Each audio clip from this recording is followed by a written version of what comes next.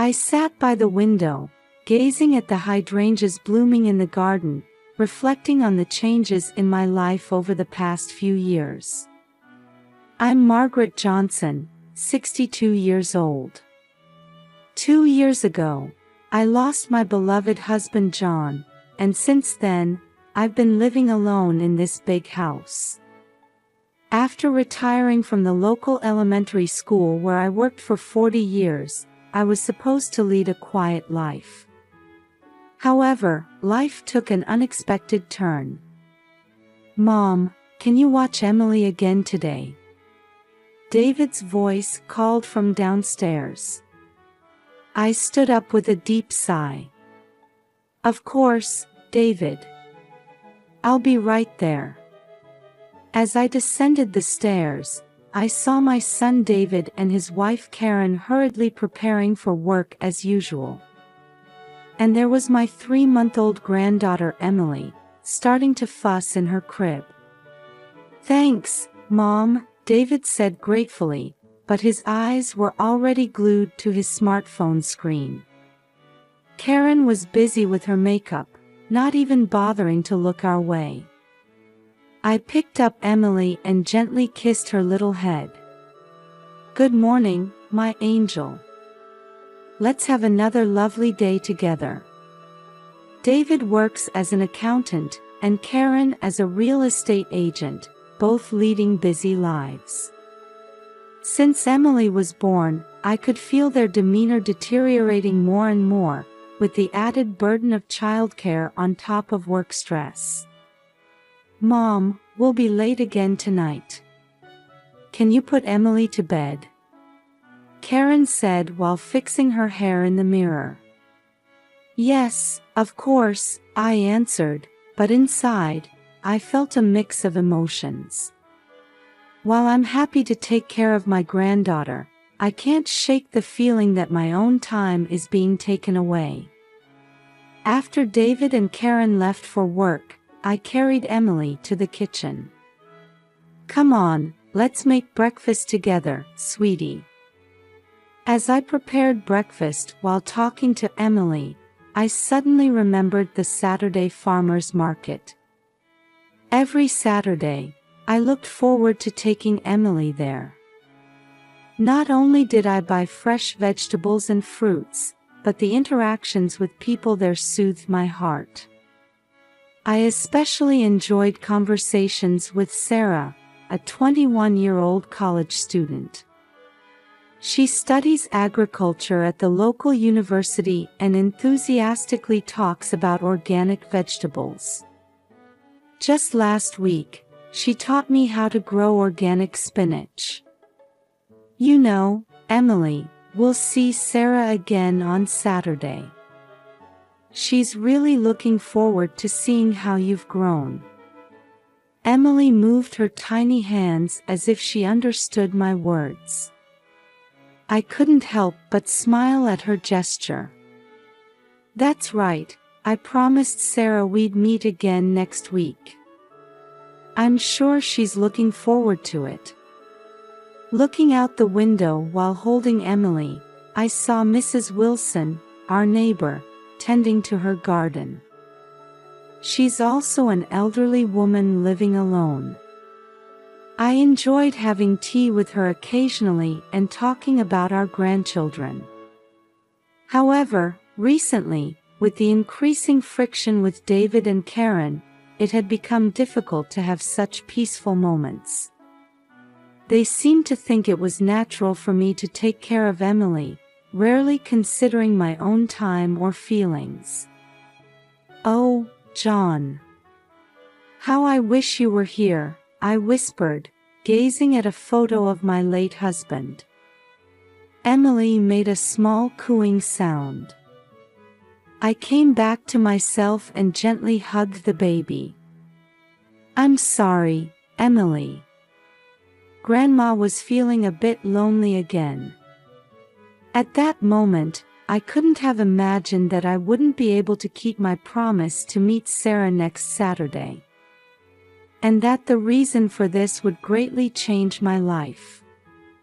That evening, When David and Karen returned home, I sensed a different atmosphere. They gathered in the kitchen, looking excited. "Mom, we have amazing news!" David exclaimed happily. I turned towards them, still holding Emily. "What happened?" Karen answered, "We're planning a trip to Hawaii." I widened my eyes in surprise. "Oh, that's wonderful. But what about Emily?" David said with a smile, "That's where we need your help, Mom. Could you take care of Emily for about 2 weeks?" I hesitated. 2 weeks? That's too long. I can't do it alone. Karen interjected, "But you can do it, Mom. You know Emily better than anyone." Those words made me feel conflicted. True, I know Emily better than anyone. But taking care of her alone for 2 weeks would be physically and mentally challenging. The next day, David and Karen went shopping at Costco. I stayed home with Emily, recalling their conversation. A few hours later, they returned with large shopping bags. "Mom, look. We bought sunscreen and beach sandals for the trip," Karen showed me excitedly. I smiled wryly and replied, "That's nice. But have you decided about Emily?" David looked a bit troubled and said, "Actually, we checked with the local YMCA and childcare centers, but they're all full. We couldn't find a babysitter either." I sighed deeply. That's why I said I couldn't do it alone. That night, while I was putting Emily to sleep, David and Karen were whispering about something. I was curious about their behavior, but I couldn't leave Emily's side until she fell asleep. The next morning, their attitude had clearly changed. They looked as if they had made a firm decision. "Mom, we need to talk," David said with a serious face. I answered, feeling uneasy, "What is it?" Karen began, "We've thought of a good solution." At that moment, David suddenly grabbed my arm. "I'm sorry, Mom. But this is the best way." Before I could say anything, they took me and Emily to the basement. Then, they uttered unbelievable words. "The noisy brat and old hag can stay here." I heard the door close and the sound of a key turning. I was too shocked to speak. "David! Karen! What are you doing? This isn't funny." I shouted desperately. But there was no response. Instead, I only heard the sound of footsteps going up the stairs. Emily, startled by the sudden events, began to cry. I tried to comfort her with shaking hands. "Shoo, it's okay. Grandma's here with you." But my own voice was trembling. In the darkness of the basement, we were enveloped in fear of what would happen to us. Various thoughts raced through my mind. Why did they do this? Are they really going to Hawaii? Leaving us here? As Emily's cries echoed through the basement, I desperately tried to think. How to get out of here, how to call for help, how to protect Emily. Then, I suddenly remembered Sarah. The promise to meet her on Saturday. Maybe she would notice that we were missing. Clinging to that small hope, I held Emily tightly in the darkness. We had to face this long ordeal together. As my eyes adjusted to the darkness of the basement, I tried to assess our surroundings. Emily was still crying in my arms, but her voice had calmed a little. "It's okay, Emily. Grandma's here with you," I said as I stood up and began to feel my way along the wall. Suddenly, I felt something under my foot. I bent down to touch it and found it was a plastic bag. A Walmart shopping bag. Inside were canned goods and bottled water. "Ah, that's a relief," I sighed. At least David and Karen hadn't completely abandoned us. But anxiety soon hit me. How long could we survive on this food and water? Was there enough formula for Emily? I carefully checked the contents of the bag. Canned soup, vegetables, fruits. Several bottles of water. And Emily's formula and diapers. "We'll have to use these carefully," I muttered. Next, I had to think about caring for Emily. Changing diapers, feeding her, and comforting her. How to do all this in a dark basement. Fortunately, my smartphone was in my pocket. Checking the battery, it was at 80%. I'll have to use this wisely, I thought as I used the flashlight function to change Emily's diaper. "There, that should be good for a while," I said to Emily as I gently picked her up. Next, I had to think about how to escape. I began to thoroughly explore the basement. The door was sturdy and didn't seem easy to open. There was a small window, but it was at ground level and not big enough for an adult to fit through. I found an old toolbox and checked its contents. It contained a hammer, screwdriver, pliers, and other tools. "I wonder if I can use these to open the door," I thought as I approached the door. However, no matter how many times I tried, the door wouldn't budge. "Help! Can anyone hear me?" I shouted, but there was no response. Exhausted, I sat on the floor, holding Emily. That's when I noticed an old radio. If only this would work, I thought as I picked up the radio. The batteries seemed to be dead, but I found spare batteries in the toolbox. After some struggle, I finally heard sound coming from the radio. I felt a glimmer of hope, having established a connection with the outside world. While listening to the news and music from the radio, I formulated my next plan. Hoping that Sarah would notice our absence, I also thought about what we could do ourselves. That's when I noticed the remnants of vegetables in the corner of the basement. Some of the vegetables I had bought at the farmer's market were starting to rot. That's it. I had an idea, remembering my knowledge about composting. If I could create a bad smell using the rotten vegetables, it might attract the attention of the neighbors. I carefully gathered the rotten vegetables and placed them near the small window. This might change our situation a bit, I thought, holding on to a small hope. As the days passed, I kept busy between caring for Emily and planning our escape.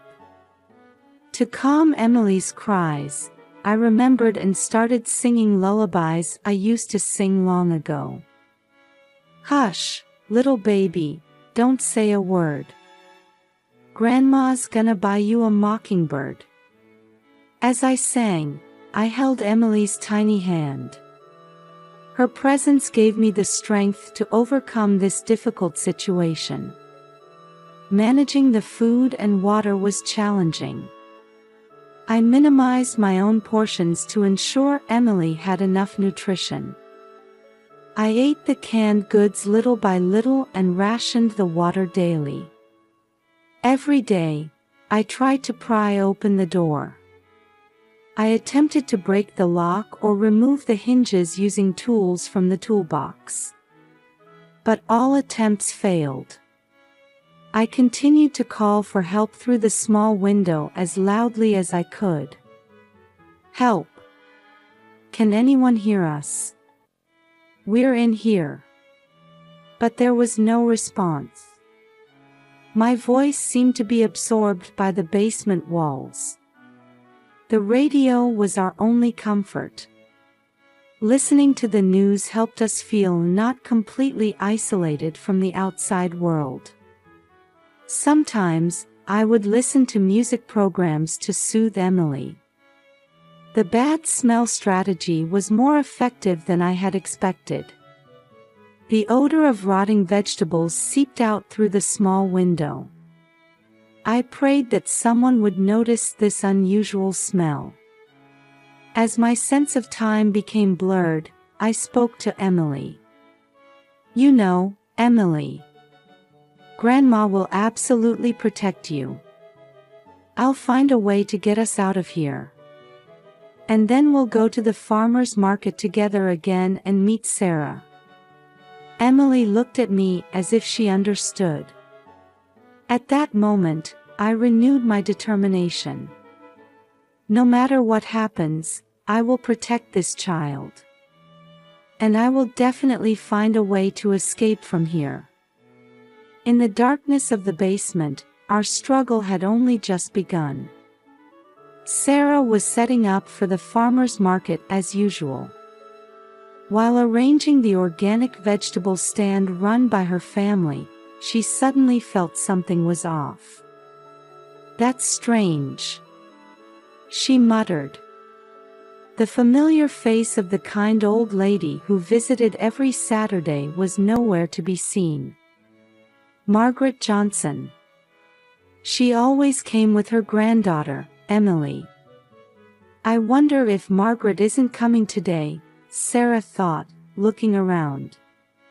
Sarah had become close to Margaret over the past few months.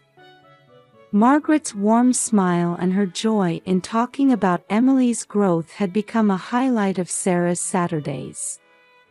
She promised last week that we'd meet again this week. Worried, Sarah asked other regular customers. But no one had seen Margaret. Maybe she's not feeling well, Sarah told herself, but she couldn't shake off an uneasy feeling. That evening, as Sarah was walking home, she passed by Margaret's house. Suddenly, she noticed a foul smell.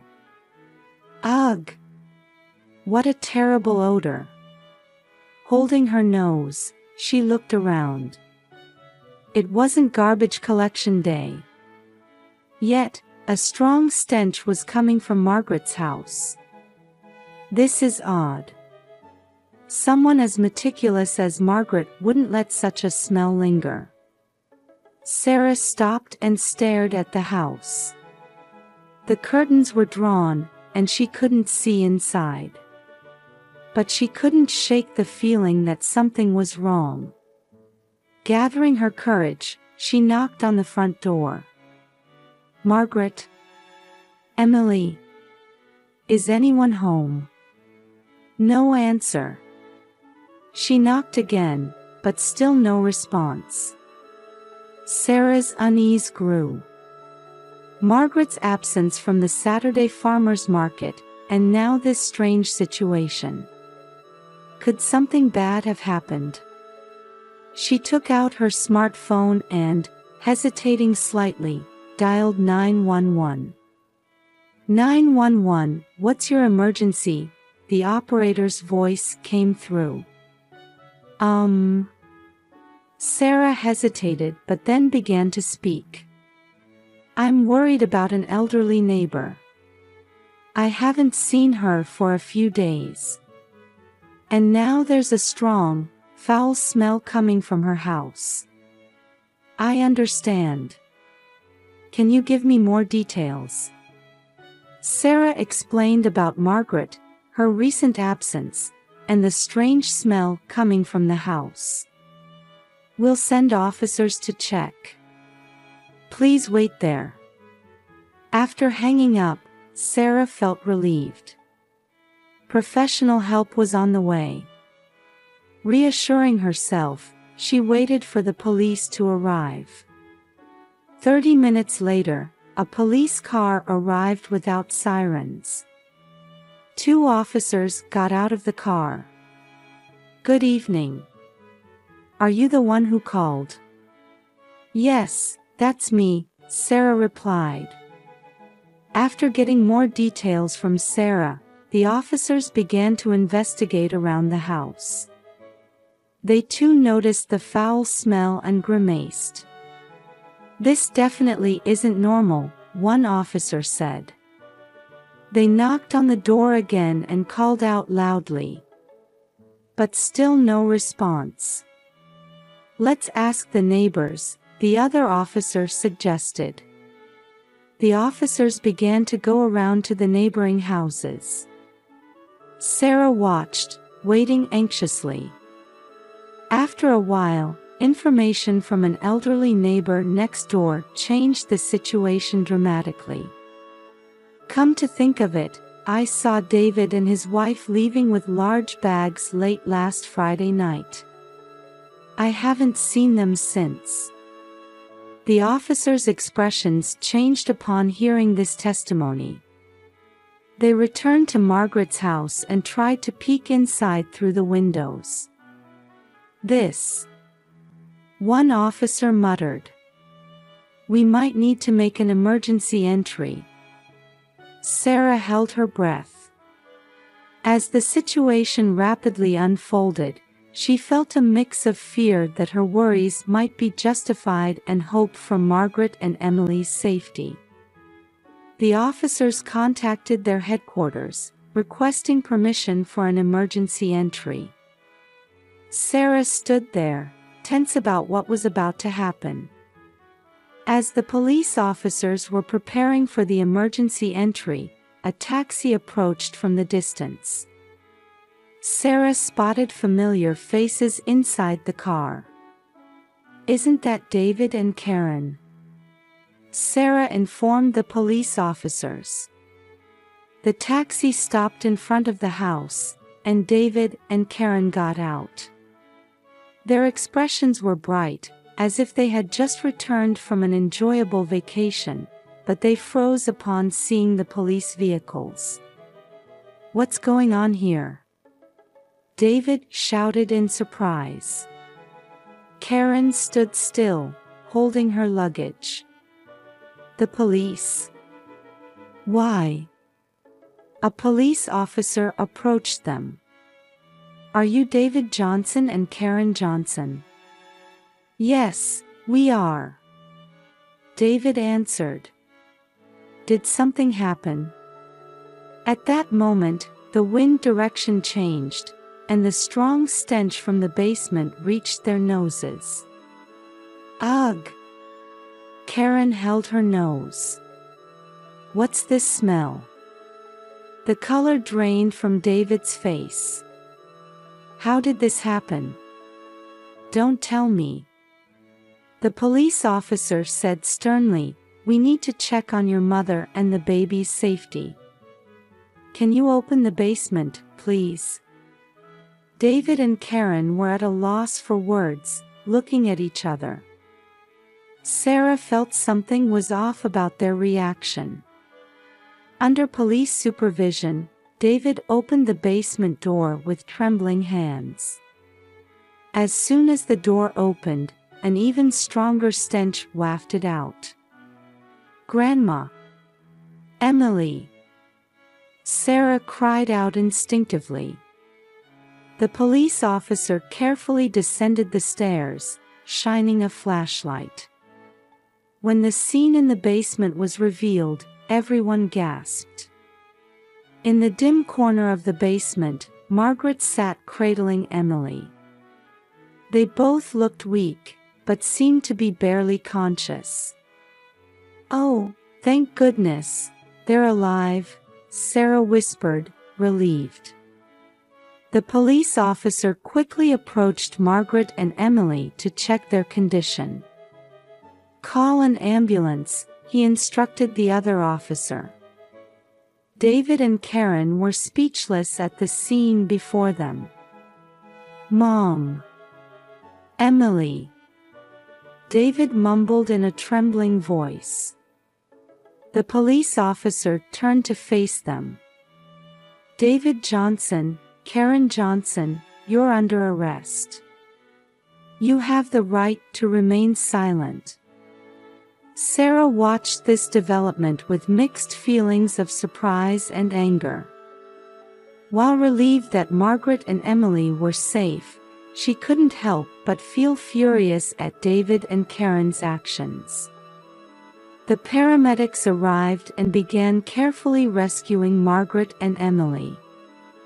Sarah rushed to Margaret as she was being placed on a stretcher. "Margaret. Are you all right?" Margaret gave a weak smile. "Sarah, thank you." Emily also looked at Sarah and reached out her tiny hand. Seeing this scene, Sarah struggled to hold back her tears. "It's okay now, you're safe," she said. David and Karen were handcuffed and put into the police car. Neighbors, attracted by the commotion, had gathered around, and surprised voices could be heard from all directions. As the ambulance carrying Margaret and Emily headed to the hospital, Sarah was asked to accompany a police officer to the station for a statement. Although her mind was in turmoil from the events of the past few hours, one thing was clear: she was truly glad she had been able to help Margaret and Emily. 6 months had passed since that day, and on a calm afternoon, Margaret had just finished a counseling session at the local senior center.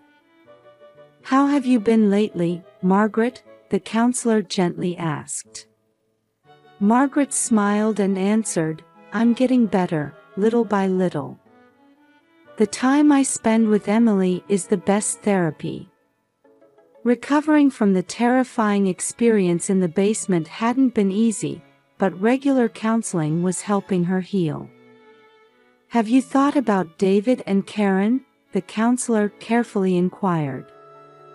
Margaret's expression clouded slightly.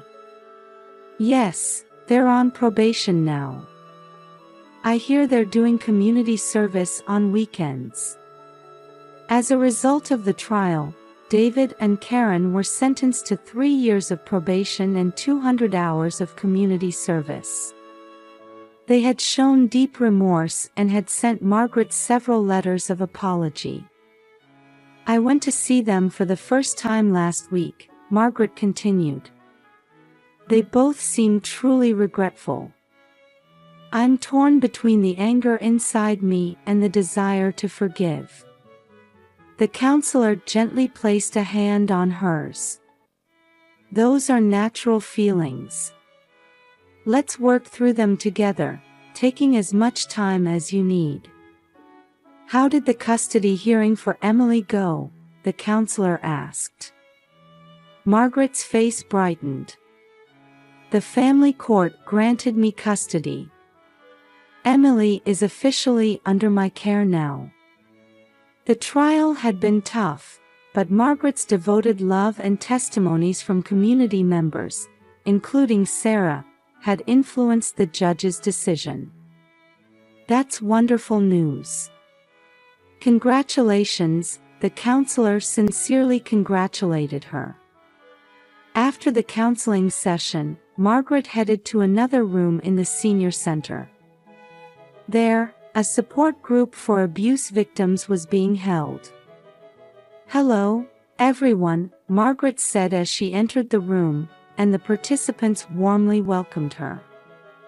This support group had become a significant support for Margaret. By sharing her experiences and listening to other victims' stories, she could feel that she wasn't alone. After the meeting, Sarah was waiting outside. "Margaret, how did it go?" Margaret's face lit up at the sight of Sarah. "Sarah, thank you for coming."